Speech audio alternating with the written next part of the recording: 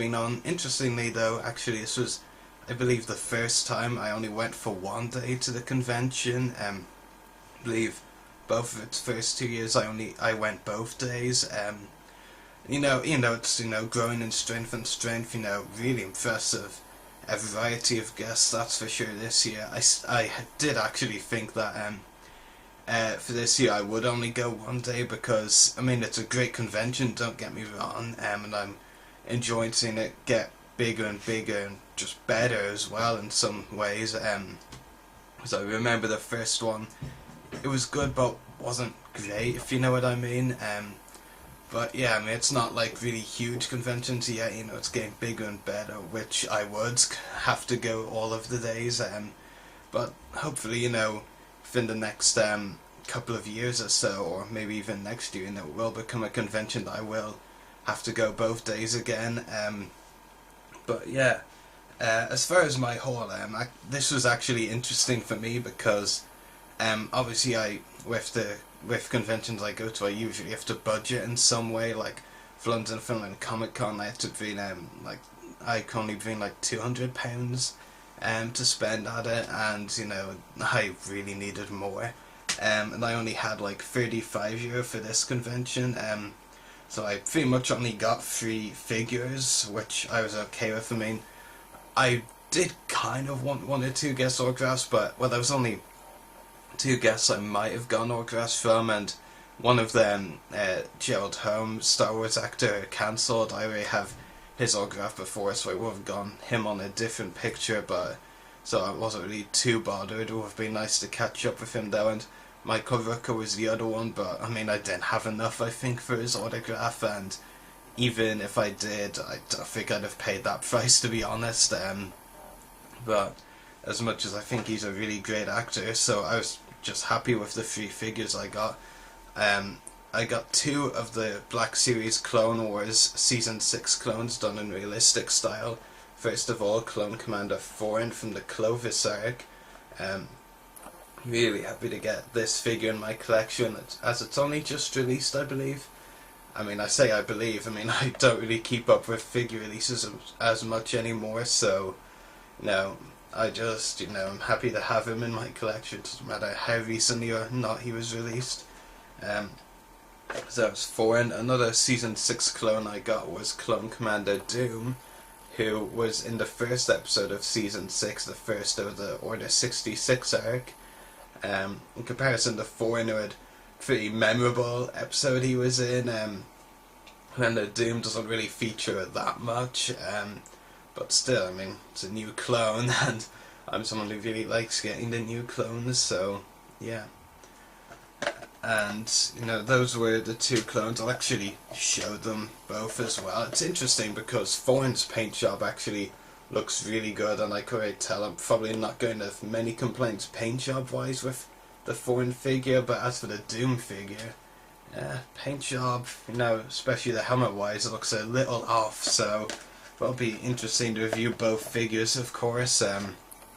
Those were the 2 new figures I got. I also, with smaller conventions like Dublin Comic Con, or, well, maybe not small, but more local conventions, I like keeping an eye out on stores for like bargain figures, and I managed to get this old Snaggletooth figure from the Power of the Jedi line, which only cost €5, which was handy because Foreign and Doom between them cost €30, 15 each, and so I only had €5 left, and it was good because I saw a Snaggletooth and he was only €5, so great figure to add to the collection, which I'm very happy with. I mean, I'm more happy to have Foreign and Doom in my collection, but getting Snaggletooth is pretty cool as well. Like I said, at local conventions now, I do try and keep an eye out for stalls selling Star Wars figures and other figures that maybe have a bargain or 2. I've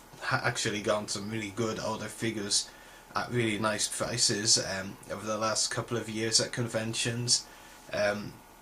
So yeah, in comparison, to other hauls I've done, especially London Film and Comic Con last month, it is relatively small in comparison, just 3 figures. At London Film and Comic Con I got, like 15 autographs and 2 figures. That is a much bigger show in comparison. Like I said, autograph wise, I didn't really want to get anyone, like, well, Michael Rooker aside, and I wasn't going to pay that much, as I said, and I didn't even have enough, I think, anyway. So yeah, that's it as far as the haul goes. One thing that actually I did consider bringing this up elsewhere, but no, maybe I should extend some time on this whole video just so I can talk about it. See, the thing is, it's actually kind of hard to, think of how to describe it. Basically, I'm not sure for any of you Dublin Comic Con attendees if you follow reports from other conventions. There's this trend that's been going on in conventions around the world, mostly in America and sometimes in the UK, which is a new trend, and actually first happened in Ireland. I'm pretty sure it's the first time because I hadn't heard of it in Ireland before. I just knew it happened in other countries where guests charge for selfies. It's kind of expected, that guests charge for autographs and photo shoots. We may not like it, but it's the reality. And okay, maybe not 100% okay with it, but I can still understand it, and I don't mind it as such. But it's getting pretty ridiculous at conventions. Like, it's almost like you have to you're charging for everything, like the selfies thing. Like, at first, I won't mention the guest, but if you do some research on the arcade convention, I'm not having a go at the arcade or a Dublin Comic Con organizer. It's purely the guests or their agents, but it's just a trend like that's ridiculous. Actually, even worse is the trend that cosplayers are charging for people to take pictures of them. I really hope that doesn't come over here anytime soon. But it's honestly an absolutely ridiculous trend. And the reason I'm bringing this up here is because it happened a few months ago at the arcade convention with one of the guests, and I did actually say to a couple of my friends who are also co-hosts on the podcast, that also go to these conventions like I do, and I told them it had become a pretty big trend over at conventions in other countries, and I basically said to them, just watch, this is going to come to Ireland very soon. And well, sometimes I hate being right, I'll just say that much. I know I heard at least 2 of the guests, maybe even more, charged for selfies and at Dublin Comic Con, and it's just a trend that is ridiculous. I'm gonna sound like an absolutely old fart here, and that's awkward because I'm not that old. In fact, I haven't shaved, so I actually look older than I am, so that's awkward.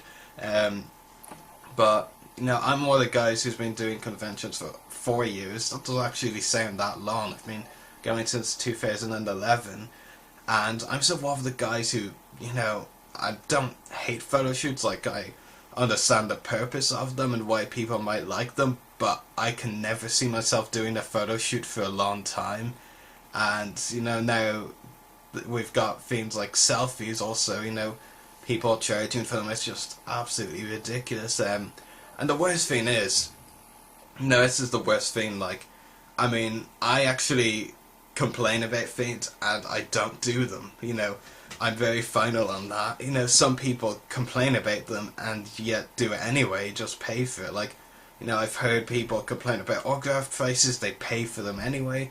I've heard people complain about photo shoots, they do them anyway. And it's a fear of these selfies as well, charging for selfies. As long as people actually pay the guests for them, they're going to actually keep charging for selfies, which is actually the kind of sad reality which a lot of people don't seem to realise.